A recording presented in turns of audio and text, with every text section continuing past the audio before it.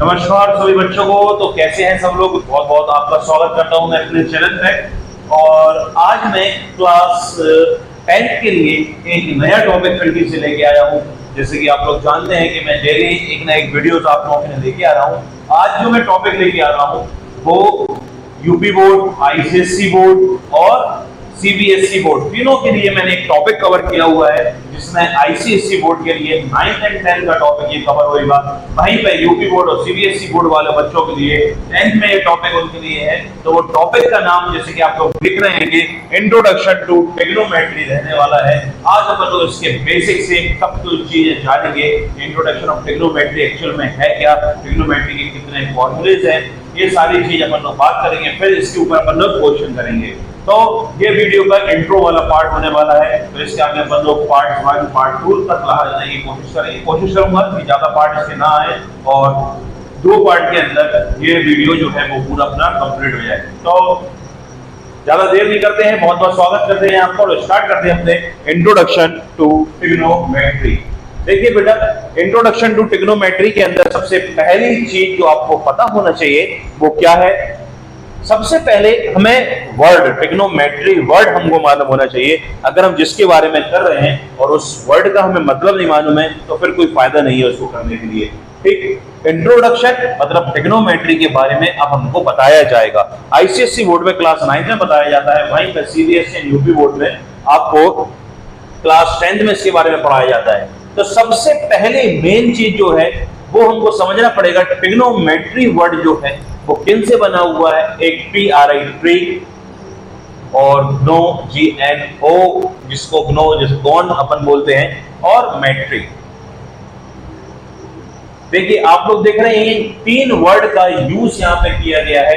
TRI, GNO, GONO का word का use करते हैं और सेकंड आपका मैट्रिक का यूज यहाँ पर किया जा रहा है। तो इन तीनों को मिला के ट्रिग्नोमेट्री बनता है, जहां पर ट्री जो हमें बताता है, ट्राई जो इधर पे लिखा है ये बताता है 3। इसका मतलब क्या होता है 3। अब यहाँ पर 3 जो है हमारी क्या होने वाली है, नो का मीन्स इधर पे आ जाता है साइड्स। क्या आ जाता है बेटा? साइड। और मैट्रिक का मीन्स हो जाता है measure. 3 sides measure. 3 sides measurements के बारे में जब हम पढ़ते हैं तो वही हमारा क्या कहलाता है, ट्रिग्नोमेट्री। 3 साइड्स मेजरमेंट के बारे में जब पढ़ा जाता है तो उसको हम बोलते हैं ट्रिग्नोमेट्री। अब वहीं पे ट्रिग्नोमेट्री में ज्यादातर राइट एंगल ट्रायंगल्स का यूज करते हैं। किसका यूज किया जाता है बेटा? राइट एंगल ट्रायंगल्स का यूज यहाँ पे किया जाता है। इसी राइट एंगल ट्रायंगल में ये जो एंगल है ये हमारा 90 डिग्री का एंगल कहलाता है। This is angle is 90 degree. और 90 डिग्री के सामने वाली साइड जो होती है वो हाइपोटेनस होती है। 90 डिग्री के सामने वाली साइड हाइपोटेनस होती है। क्लियर हो गई बात? सामने वाली साइड हो गई हाइपोटेनस।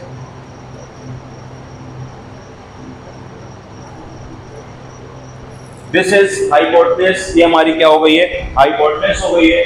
वहीं पर इस वाली साइड को, ये जो साइड रहती है, ये हाइट जो रहती है, इसको परपेंडिकुलर बोलते हैं। क्या बोलते हैं?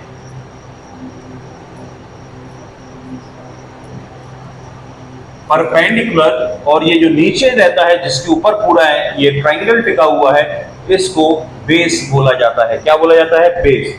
अब यहां पर एक चीज होती है कि परपेंडिकुलर जो है अकॉर्डिंग टू द एंगल के हिसाब से लिया जाता है कि हमको कौन सा एंगल गिवन है उसके हिसाब से परपेंडिकुलर यहां पर रहती है। देखिए ये हमने 3 साइड्स के बारे में नाम जान लिए। अब हम जानेंगे कि भाई परपेंडिकुलर हमको कब लेना है और परपेंडिकुलर हमको कब नहीं लेना है। लेट अस सपोज आपके 2 ट्रायंगल मैं यहाँ पे बनाता हूं। एक ट्रायंगल मैंने यहाँ पे ये बना दिया है, यहाँ पे 90 डिग्री है। एक ट्रायंगल मैं यहाँ ड्रॉ करता हूं और ये इसका 90 डिग्री है।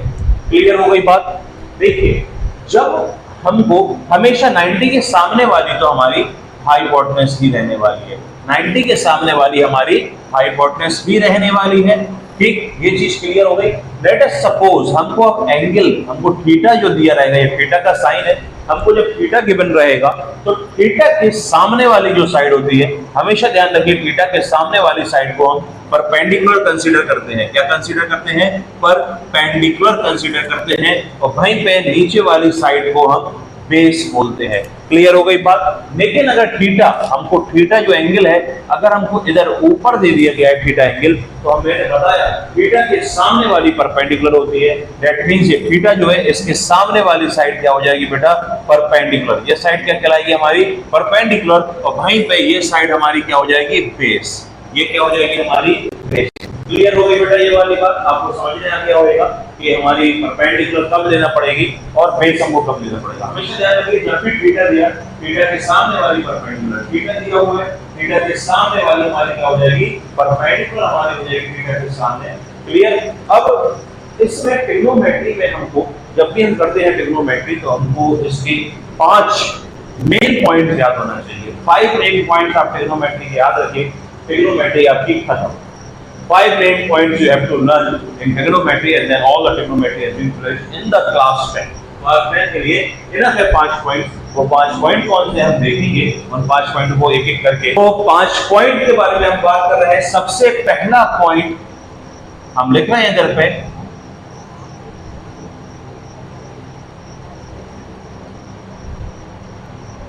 Trigonometrical ratios. Trigonometrical ratios. Trigonometrical ratios क्या है? देखिए मेन ट्रिग्नोमेट्री जो है वो 3 चीजों पर डिपेंड है। ठीक, क्या है ट्रिग्नोमेट्री के रेशियोज? पहला रेशियो अगर आप देखते हैं तो होता है साइन, सेकंड रेशियो पे अगर हम आ जाते हैं तो होता है कॉस, और थर्ड रेशियो पे अगर हम आते हैं तो होता है टेन। ये मेन 3 रेशियो हमारे साइन, कॉस, टेन। अब बात आई सर रेशियो बोला है, तो रेशियो तो a/b के फॉर्म में होता है, तो इसमें तो ऐसा कुछ भी देखिए है। लेट अस सपोज मैंने बताया है एंगल इधर पे दिया रहेगा थीटा, तो let us suppose sine theta आपको दिया हुआ है। ये तीनों एंगल क्या दिए हुए हैं आपको? थीटा दिए हुए हैं, और देन इनके रेशियोज हमसे पूछे गए कि भाई इनके रेशियोज क्या है, तो इनके रेशियोज बेटा क्या होंगे? तो देखिए साइन थीटा का रेशियो, साइन थीटा का रेशियो जो होएगा वो होएगा परपेंडिकुलर, परपेंडिकुलर अपॉन हाइपोटेनस। ध्यान रखिए साइन थीटा का रेशियो परपेंडिकुलर अपॉन हाइपोटेनस, जिसको हम P अपॉन HB बोलते हैं। कॉस थीटा का रेशियो होता है बेस, बेस अपॉन हाइपोटेनस, जिसका बेस से B और हाइपोटेनस का H। और टेन थीटा का रेशियो होता है परपेंडिकुलर अपॉन बेस। क्या होता है बेटा? परपेंडिकुलर अपॉन बेस, जैसे कि P अपॉन B। यहाँ पर ये हमारा ट्रिग्नोमेट्री के 3 मेन रेशियोज हैं। अब देखिए एक चीज और आपको याद रखना है कि 3 रेशियो है, लेकिन ट्रिग्नोमेट्री रेशियो 6 है, हमने देखी 3 मेन है। तो भाई साइन का एक रिवर्स रेशियो होता है। साइन का क्या होता है? रिवर्स रेशियो होता है। इस रिवर्स रेशियो को हम बोलते हैं कोसेक थीटा। क्या बोलते हैं बेटा? Cosec theta. ठीक, साइन का रिवर्स रेशियो जो है वो कोसेक थीटा है, और वहीं पे कॉस का रिवर्स रेशियो जो है वो हमारा सेक थीटा, सेक का कॉस का रिवर्स रेशियो होता है। वहीं पे टेन थीटा की अगर हम बात करेंगे तो टेन थीटा का जो रिवर्स रेशियो है वो कॉट थीटा होता है। क्लियर हो गई इतनी बात? आपको 3 रेशियो है, साइन का रेशियो कोसेक होता है, टेन का रिवर्स रेशियो सेक होता है, और टेन का रिवर्स रेशियो कॉट होता है। क्लियर? वहीं पे कोसेक का फॉर्मूला देखें तो मैंने बोला रिवर्स रेशियो, तो रिवर्स का मतलब है कि साइन के फॉर्मूले को रिवर्स कर दो, हाइपोटेनस अपॉन परपेंडिकुलर कर दिया जाए, इसको हम बोलते हैं H अपॉन P।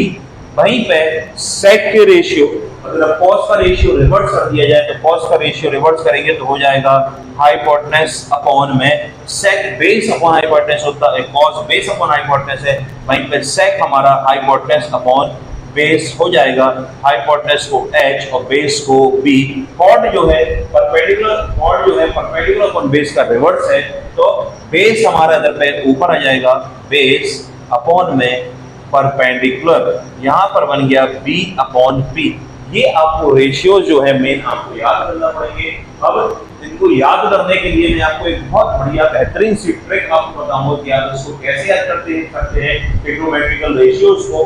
तो देखिए हमको याद करना है P, B, P, H H B. मैंने अब क्या बोला आपको याद करना है, P B P H H B, मतलब पंडित बद्री प्रसाद हर हर भोले। आप याद करिए, पंडित बद्री प्रसाद हर हर भोले, पंडित बद्री प्रसाद हर हर भोले। अब देखिए, पंडित बद्री प्रसाद हर हर भोले से हम इसको याद करेंगे। सबसे पहले मैंने कही क्या आता है, साइन, देन उसके बाद आता है कॉस, देन उसके बाद क्या आता है, टेन। अब देखिए, टेन का रिवर्स कॉट है, तो मतलब यहाँ पर क्या हो गया, कॉट। कॉस का रिवर्स सेक है, तो यहाँ पर क्या हो गया, सेक। साइन का रिवर्स कॉसेक है, तो यहाँ पे क्या आ गया अपना, कॉसेक। क्लियर हो गई बात। साइन का फॉर्मूला हमारा यहाँ पे बन गया परपेंडिकुलर अपॉन हाइपोटेन्यूज, कॉस का बन गया बेस अपॉन हाइपोटेन्यूज, टेन का बन गया परपेंडिकुलर अपॉन बेस। वहीं पे कॉट हो गया बेस अपॉन परपेंडिकुलर, सेक हो गया हाइपोटेन्यूज अपॉन बेस, और कॉसेक हो गया हाइपोटेन्यूज अपॉन परपेंडिकुलर। ये हमारे पहला पॉइंट था जिसके अंदर हमको एक और प्लेस अच्छे से या सेकंड पॉइंट हम जानेंगे। सेकंड पॉइंट हमको क्या याद रखना है,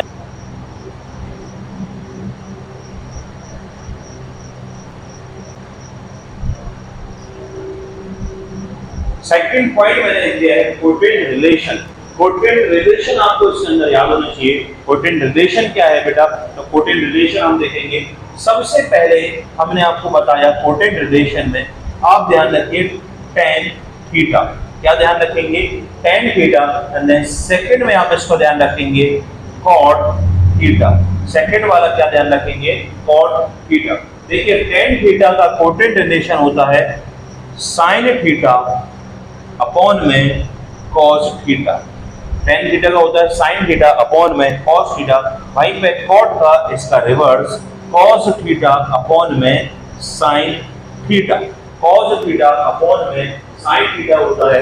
क्लियर हो गई इतनी बात, ये कोटेंट रिलेशन है। अब इसकी बात करेंगे कि भाई ये किस तरीके से होते हैं। देखिए बेटा, आप देखेंगे साइन का फॉर्मूला हमने पढ़ा परपेंडिकुलर अपॉन हाइपोटेन्यूज, वहीं पे cos का फॉर्मूला पढ़ा बेस अपॉन हाइपोटेन्यूज।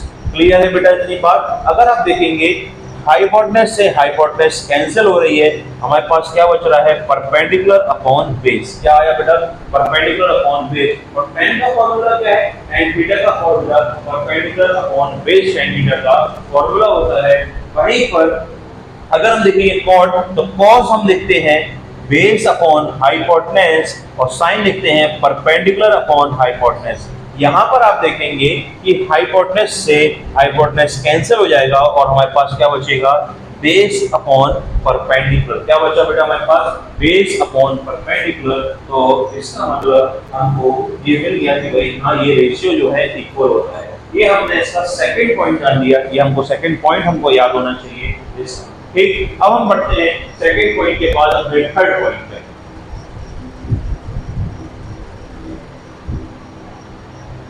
थर्ड वाला जो पॉइंट हमारा आ रहा है बहुत इतना शानदार है, आपको मैं बताऊंगा। इसमें बोलते हैं स्क्वायर रिलेशन। क्या बोलते हैं, स्क्वायर रिलेशन।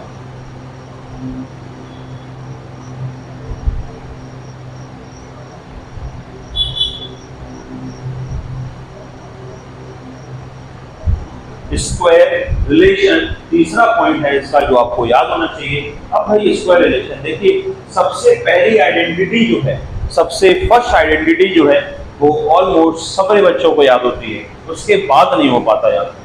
तो देखिए पहली आइडेंटिटी जो इसके अंदर हम लोग मानते हैं वो क्या है कि साइन। देखिए हमने अभी इसको याद करने का मैं बहुत बढ़िया तरीका बताता हूँ आपको। हमने देखा सबसे पहले साइन आता है, फिर कॉस आता है, फिर टेन आता है। तो साइन थीटा आता है और कॉस थीटा आता है। हमने इसको प्लस करके लिख लिया साइन थीटा को और कॉस थीटा को। अब इस पे स्क्वायर लगा देंगे हम। क्या कर देंगे बेटा, इस पे स्क्वायर लगा देंगे दोनों पे। तो sine square theta plus cos square theta जो है वो किसके इक्वल हो जाएगा, sine square theta plus cos square theta equals to 1। ये चीज तो सबको याद रहेगी। अब देखिए 1 यहाँ पर खत्म हुआ है तो हमारे 2 पॉइंट और बचते हैं। हम 1 से उन दोनों पॉइंटों को स्टार्ट करेंगे। हम 1 से उन दोनों पॉइंटों को स्टार्ट करेंगे अपने। ठीक, अब देखिए साइन हो गया, कॉस हो गया। साइन और कॉस होने के बाद में हमारे पास क्या आता है, टेन। क्या आता है बेटा, टेन थीटा। अब हमारा साइन हो गया, कॉस हो गया, टेन हो गया। साइन हो गया, कॉस हो गया, टेन हो गया। टेन के बाद आता है कॉट। टेन के बाद क्या आया हमारे पास में? कॉट। हम लिख देंगे इधर पे कॉट थीटा। क्लियर हो गया?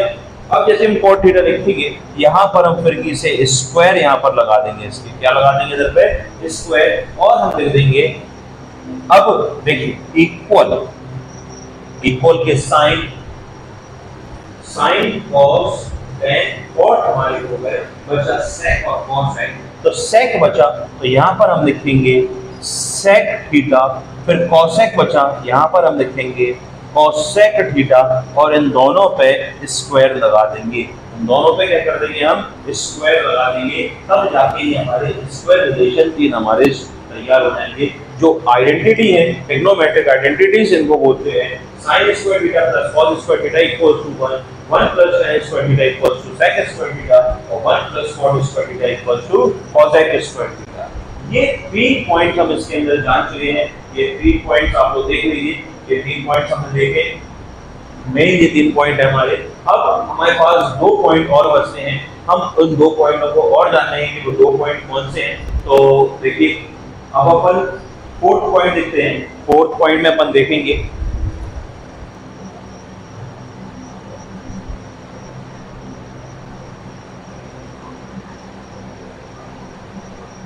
Trigonometrical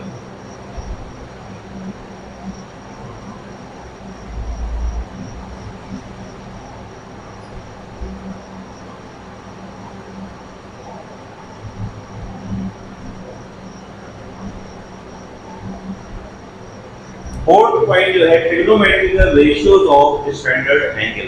trigonometrical ratios of standard angle हमारा 4th पॉइंट इधर पे आ रहा है। हम उसके बारे में देखेंगे कि ये पॉइंट हमको क्या बताता है। ये हमें इसके अंदर क्या है, टेबल रहती है, हमको एंगल्स गिवन रहते हैं। एंगल्स गिवन रहते हैं। अब एंगल्स कौन कौन से रहते हैं? देखिए बेटा, मैं लिख दे रहा हूं यहाँ पे 0 डिग्री, 30 डिग्री, 45 डिग्री, 60 डिग्री और लास्ट हमारा है 90 डिग्री। ये एंगल्स हमको दिए हुए हैं। अब तीन मेन चीजों के बारे में हमको याद रखना है। इसके साइन, कॉस और टेन के। किसके बारे में याद रखना है? एक हमको याद रखना है साइन के बारे में, साइन थीटा जब दिया हो। दूसरा हमको याद रखना है कॉस के बारे में, कॉस थीटा जब दिया हो। तीसरा हमको याद रखना है टेन थीटा के बारे में, जब हमको टेन थीटा दिया। बड़ी सिंपल सी चीज है, आप इसको बड़े आसानी से याद कर सकते हैं। देखिए, हम देख रहे हैं 0, 1, 2, 3, 4। ये हमने लिख दिया 0, 1, 2, 3, 4। ठीक, इन सबों को हम 4 से डिवाइड कर देंगे। इन सारे टर्म्स को हम क्या कर देंगे बेटा? 4 से डिवाइड इन सारे टर्म्स को करेंगे। और डिवाइड करने के बाद इन सबों पे अंडर रूट्स हम लगा देंगे। क्या कर देंगे? हम इन सबों पे अंडर रूट्स हम लगा देंगे और इनकी वैल्यू हमारे पास झटपट झटपट आ जाएगी। कैसे? देखिए, सबसे पहले 0/4, 0/4 जो है वो हमारा क्या होता है? 0। और अंडर रूट 0 क्या होएगा बेटा? 0। मतलब साइन 0 डिग्री की वैल्यू क्या हो गई? 0। वहीं पे 1/4 जो हमारा है, तो 1 का अंडर रूट होता है 1 अगर अंडर रूट में लिखा है तो 1, और 4 किसका स्क्वायर रूट है? 2 का। तो साइन 30 की वैल्यू आ गई 1/2। देखिए, यहाँ पर 2 1 जा 2, 2 2 जा 4, तो 1 तो हमारे इधर पे बाहर आ जाएगा, लेकिन 2 किसी का रूट नहीं होता, तो ये अंडर रूट में ही रह जाएगा। तो साइन 45 की वैल्यू हो गई 1/√2। वहीं पे हम साइन 60 की देखेंगे तो √3 किसका? इसी का स्क्वायर रूट नहीं है, तो √3 ही रहेगा। और 4 जो है वो किसका स्क्वायर रूट है? 2 का, तो लिख देंगे 2। तो साइन 60 की वैल्यू हो गई √3/2। वहीं पे 90, 4 से 4 विल कैंसिल आउट 1 टाइम्स, तो इसका रेशियो क्या हो जाएगा? 1। अंडर रूट में 1 मींस इक्वल्स टू 1 हमारा हो गया। वहीं पे cos थीटा अगर हम देखते हैं तो cos थीटा बेटा जस्ट इसका रेसिप्रोकल होता है, उल्टा होता है cos थीटा इसका। तो cos थीटा को भी आप इस तरीके से लिख सकते हो कि 4/4। ठीक, दूसरा लिखेंगे आप 3/4, तीसरा लिखेंगे 2/4, फिर 1/4 एंड देन 0/4। ये आप ऐसे लिखेंगे और इनकी वैल्यूज भी आप निकालेंगे तो उसी का रेसिप्रोकल मतलब उसका रिवर्स आएगा, सॉरी इसका रिवर्स आएगा। तो ये हो गया 1, ये हो जाएगा हमारा √3/2, ये हो जाएगा 1/√2, यहाँ पर होएगा 1/2 और ये हमारा क्या हो जाएगा 0। क्लियर हो गई बात? तो cos 0 की वैल्यू 1, cos 30 की वैल्यू √3/2, cos 45 की वैल्यू 1/√2, cos 60 की वैल्यू 1/2, cos 90 की वैल्यू यहाँ पे 0 हो जाएगी। जितनी बात आपको क्लियर हो गई है?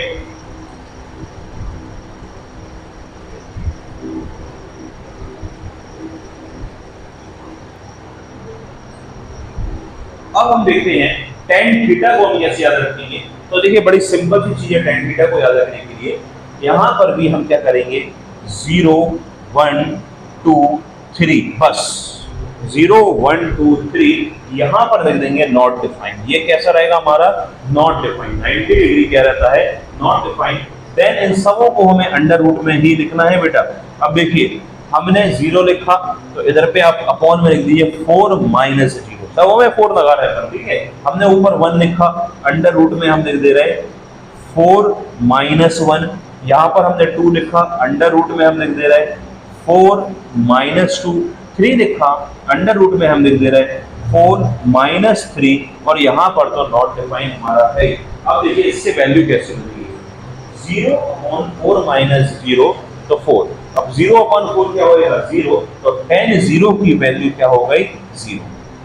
यहाँ पर 1/4 - 1 होएगा 3, 4 - 1 क्या होएगा बेटा 3। 1 जो है 1 का ही स्क्वायर रूट होता है, वहां पर 3 किसी का स्क्वायर रूट नहीं है तो क्या हो जाएगा √3। अब 4 - 2 आप करेंगे, 4 - 2 होएगा 2, 4 - 2 क्या होएगा 2, ठीक। तो 2 से 2 क्या हो जाएगा कैंसिल, अंडर रूट में बचेगा 1, तो इधर पे लिख देंगे 1। क्या लिख देंगे बेटा 1 इधर पे लिख देंगे। साइड थोड़ी सी चमक आ रही होगी, प्रॉब्लम हो सकती है आपको, तो मैं देख लीजिए आप, अब नहीं होगा यहाँ पर। तो क्या हो गया बेटा 1 हो गया ये। अब 3 में 4 - 3, देखिए 4 - 3 1, √3 किसी का स्क्वायर रूट नहीं होता है तो इसको √3 ही लिखेंगे और 1 जो है 1 ही का होता है तो 1 लिखने की जरूरत नहीं। देखिए sin cos और tan की तीनों की वैल्यू हमको याद हो गई है। अब रह जाएगी किसकी cot की, sec की, cosec की। देखिए cot जो है tan का रेसिप्रोकल है, cot क्या है बेटा tan का रेसिप्रोकल है, sec cosec का रेसिप्रोकल है और cosec sec जो है cos का रेसिप्रोकल है और cosec जो है वो sin का रेसिप्रोकल है, ठीक है बेटा। तो अगर हमें cot 0 की वैल्यू लिखना है तो 0/0 नॉट डिफाइंड हो जाएगी, cot 30 की वैल्यू √3, cot 45 की वैल्यू 1, cot 60 की वैल्यू 1/√3 और cot 90 की वैल्यू क्या हो जाएगी नॉट डिफाइंड है तो रेसिप्रोकल 0। वहीं पे cos की, cos का रेसिप्रोकल करेंगे तो sec की मिलेगी, तो जैसे कि sec की लिखेंगे तो sec 0 की 1, sec 30 की 2/√3, sec 45 की √2, sec 60 की 2 और sec 90 की 0 का रेसिप्रोकल अपॉन में डिनोमिनेटर 0 होएगा तो नॉट डिफाइंड हो जाएगा। वहीं cosec का लिखेंगे तो पहला cosec 0 जो है 0 का रेसिप्रोकल करेंगे तो नॉट डिफाइन हो जाएगा। वहीं पे 1/2 का रेसिप्रोकल करेंगे तो 2 और 1/√2 का रेसिप्रोकल करेंगे तो √2, √3/2 का रेसिप्रोकल करेंगे तो 2/√3, वहीं पे 1 का रेसिप्रोकल करेंगे तो 1। देखिए हमने 4 पॉइंट इसके अंदर बहुत ही बेहतरीन अपन ने कवर कर लिए हैं 4 पॉइंट। अब हमारा एक आखिरी 5वां पॉइंट जो आ रहा है वो हम और देखेंगे कि वो 5वां पॉइंट हमको क्या बताता है। तो 5 पॉइंट के लिए यहाँ पर जगह थोड़ी सी कम पड़ गई है तो कोशिश मैं सोच रहा था एक ही में आपको पूरा कवर कर दूं इसके अंदर। तो देखिए मैं कोशिश करता हूँ आपका कवर हो जाएगा इधर पर, क्योंकि वो ज्यादा बड़ा पॉइंट नहीं है, यहाँ पर अपन इसको कवर कर देंगे। तो 5वां पॉइंट जो है वो है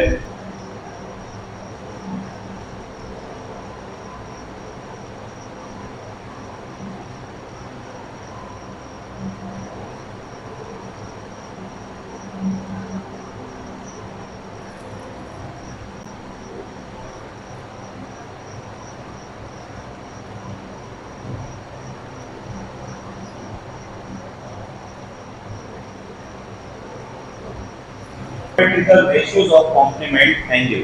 trigonometrical ratios of complement angle हमारा 5th पॉइंट है।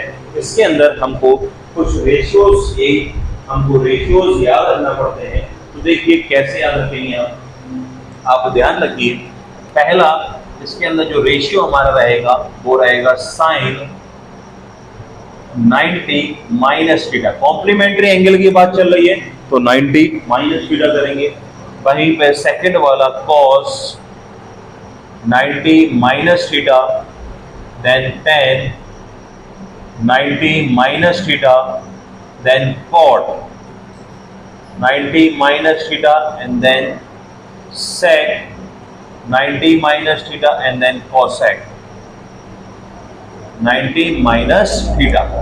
ये कॉम्प्लीमेंट्री एंगल्स के हमारे रेशियो है। देखिए इसके इक्वल में भी कुछ आता है। देखिए साइन 90 माइनस थीटा आपको ध्यान रखना है होता है cos थीटा।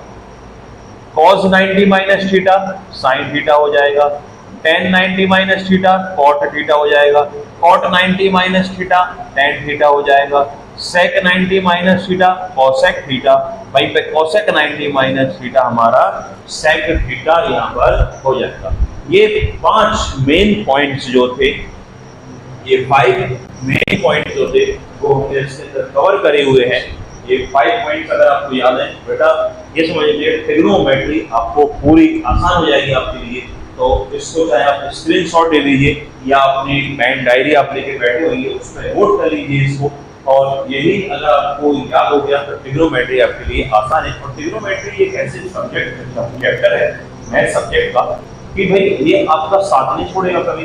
ठीक है, आप 10th में पढ़ रहे हैं, 11th में पढ़ेंगे, आप 12th में पढ़ेंगे, इसका स्टैंडर्ड बढ़ता जाएगा। आप आगे चल के ग्रेजुएशन करेंगे, आपने मैथ से ग्रेजुएशन करी या आपने इंजीनियरिंग करी मैथ्स से, तो वहाँ पर भी ट्रिग्नोमेट्री आपकी बहुत यूज होने वाली है। ठीक, तो इसलिए ट्रिग्नोमेट्री चैप्टर जो है बहुत इंपॉर्टेंट चैप्टर रहता है तो हमको समझने के लिए ध्यान देना चाहिए इसके ऊपर। तो ये आप लोग नोट डाउन कर सकते हैं इस पूरे को। ठीक,